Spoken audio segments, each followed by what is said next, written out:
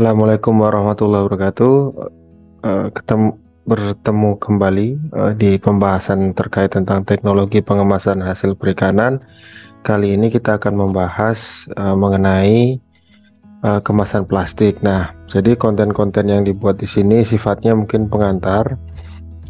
Untuk pendalaman bisa dilakukan melalui diskusi ataupun bisa bertanya langsung apabila rekan-rekan mahasiswa membutuhkan informasi lebih dari apa yang sudah disediakan.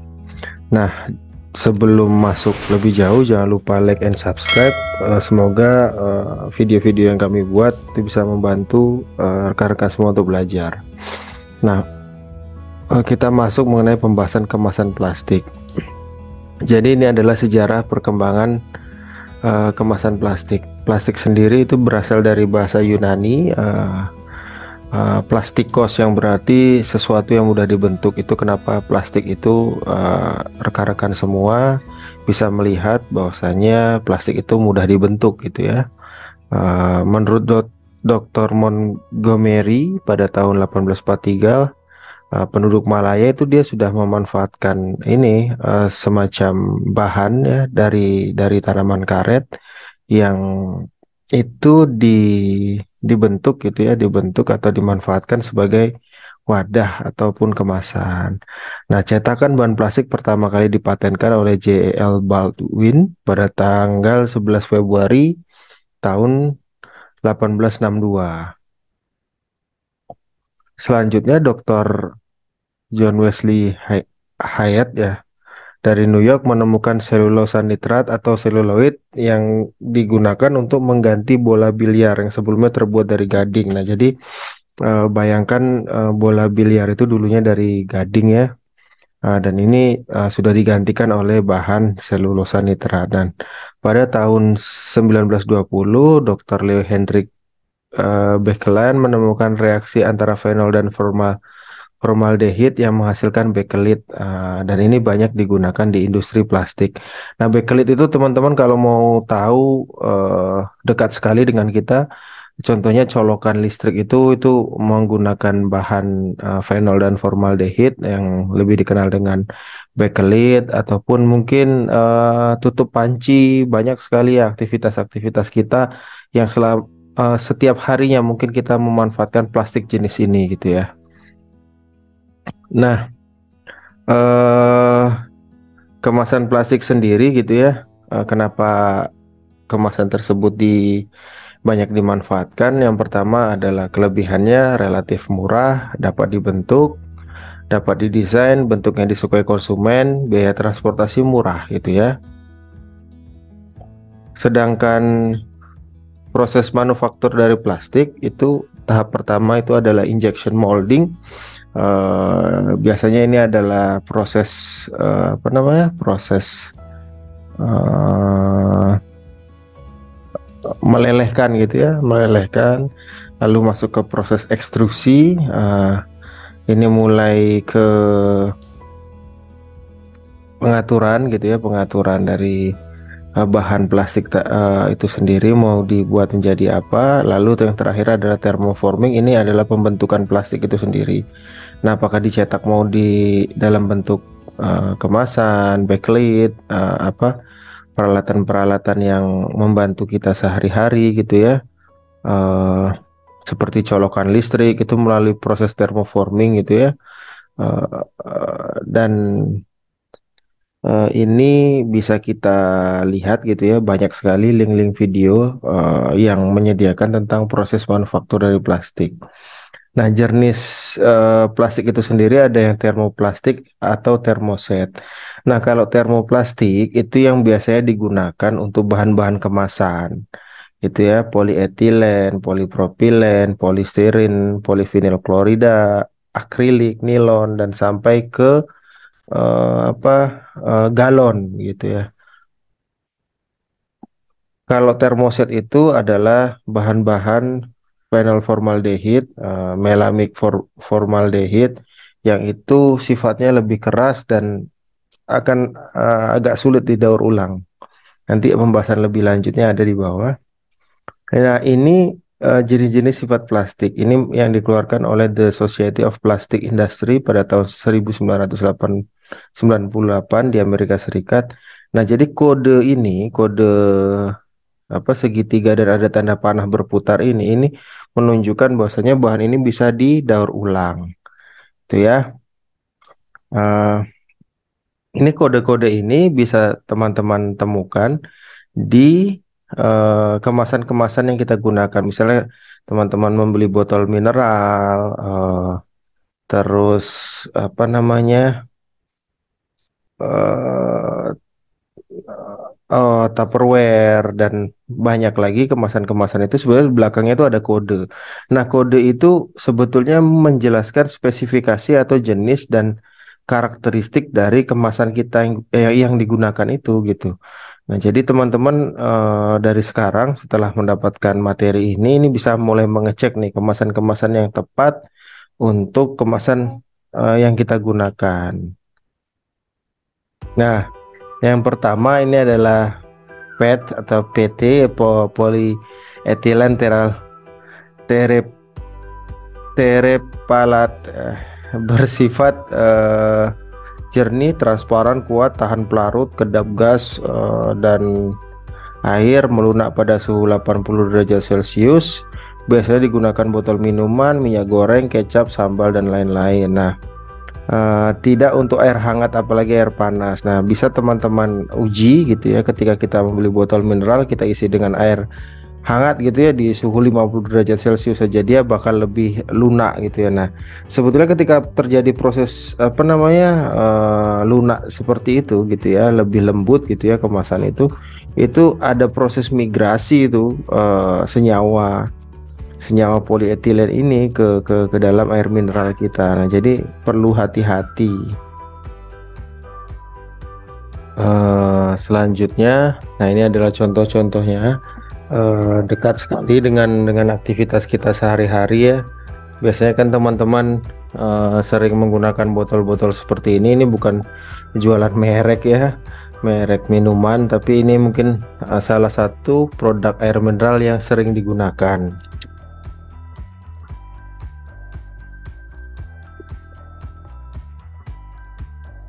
Nah, setelah digunakan seperti ini, mungkin alangkah lebih baiknya tidak digunakan lagi, apalagi diisi dengan air panas gitu ya. Jadi lebih bahaya. Nah, selanjutnya adalah polyethylene high density atau high density polyethylene. Nah, jadi ini adalah kemasan yang memiliki kerapatannya lebih tinggi, bersifat keras, sehingga dikatakan semi fleksibel. Ini mudah sekali kita temukan ketika kita main ke swalayan, kemasan-kemasan yang biasanya untuk membungkus kerupuk gitu ya, kerupuk-kerupuk yang mungkin sudah siap untuk dikonsumsi atau ready to eat, itu biasanya dikemas menggunakan jenis plastik ini gitu ya.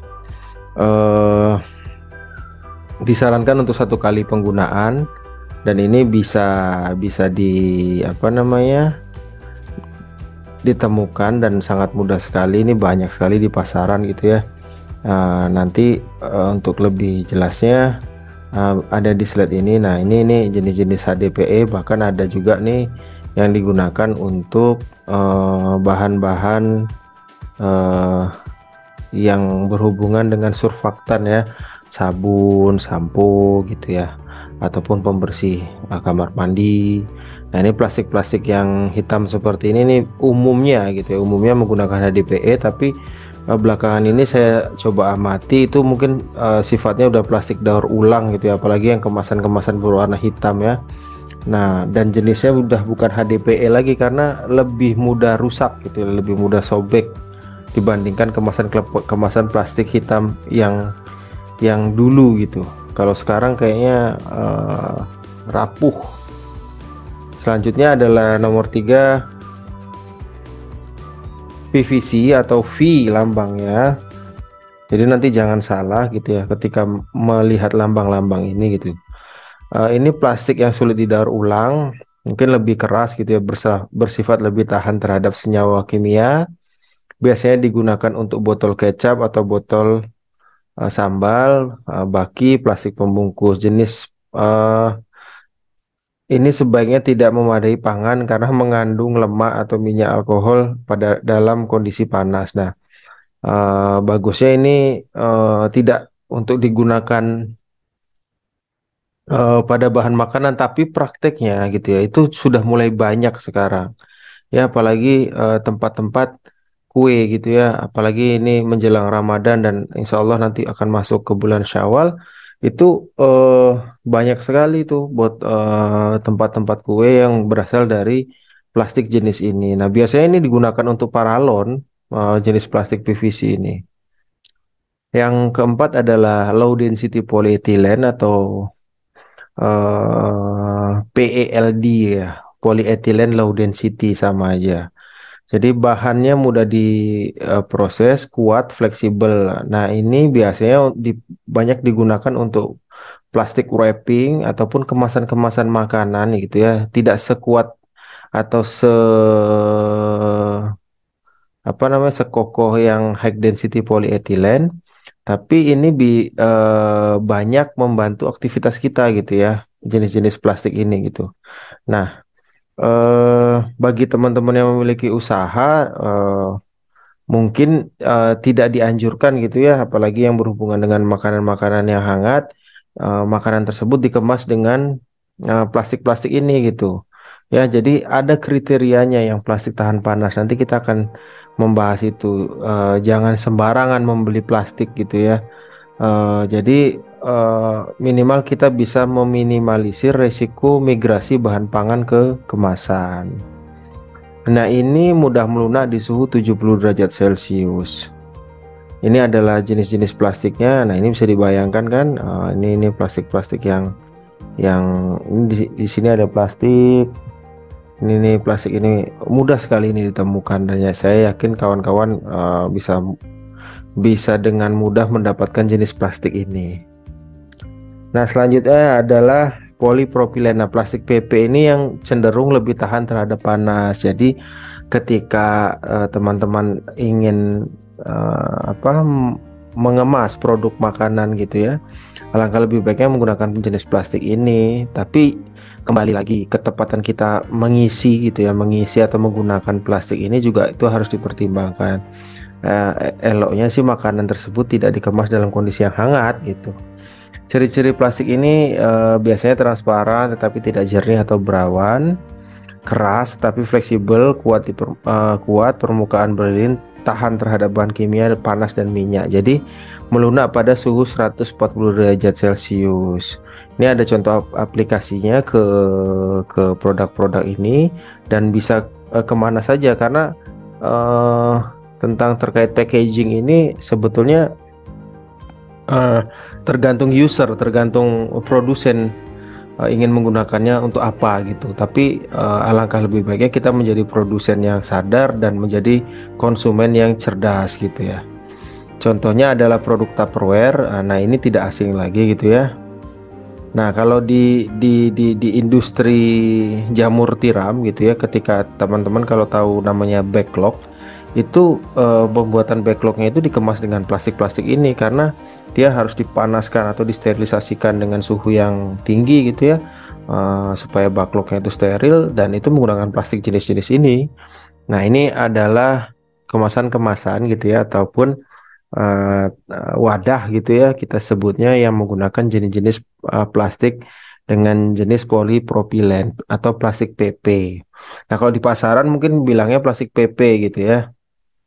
Eh, ini yang keenam. Nah, ini polistiren ini mulai banyak digunakan dan sangat banyak digunakan untuk tempat makanan. Nah, apakah itu menjadi tempat yang kemasan yang sekunder ataupun primer itu yang harus dipertimbangkan.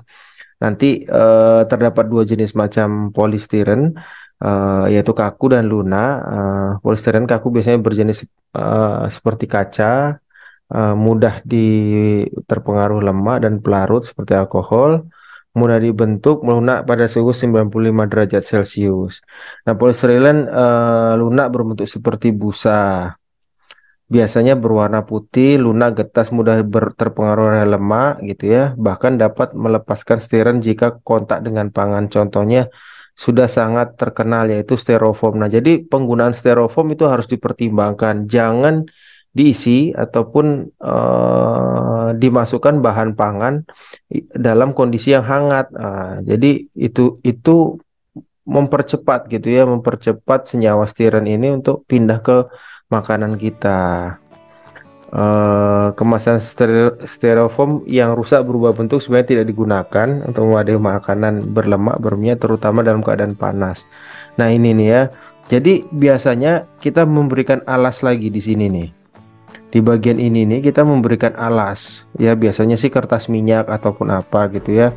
Nah,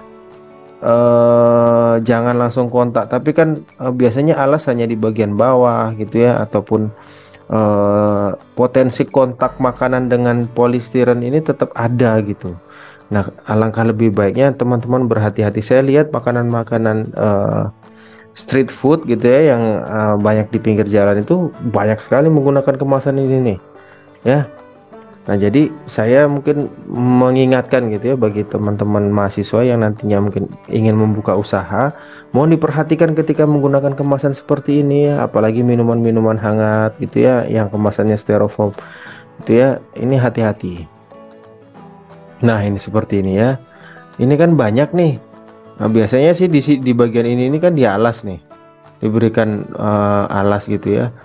Nah, hati-hati yang seperti ini gitu ya. Memang efeknya tidak langsung kita rasakan, tapi sifatnya akumulatif gitu ya.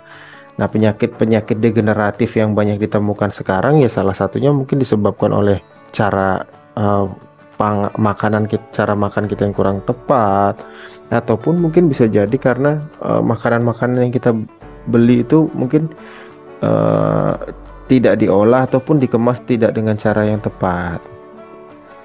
Yang ketujuh adalah odor. Jadi odor ini adalah kemasan gitu ya, bahan polikarbonat yang melepaskan bisphenol A. Nah, ini banyak ditemukan di galon. Nah, sebetulnya galon itu memiliki resiko gitu ya.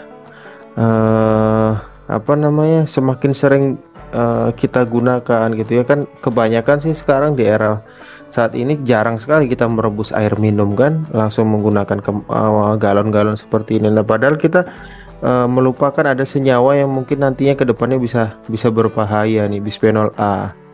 Ya, ini bisa merusak sistem hormon, digunakan untuk galon air minum, botol susu dan peralatan makanan bayi. Bahkan kebanyakan ibu-ibu rumah tangga itu melakukan perebusan tuh dengan botol-botol susunya ini, padahal dikocok dengan air hangat aja udah cukup ya, tapi ini malah direbus gitu ya.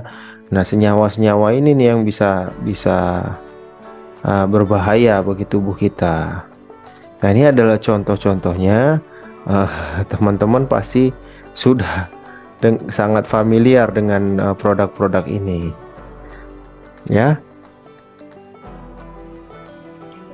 Oke, selanjutnya ada 4 unsur yang terdapat di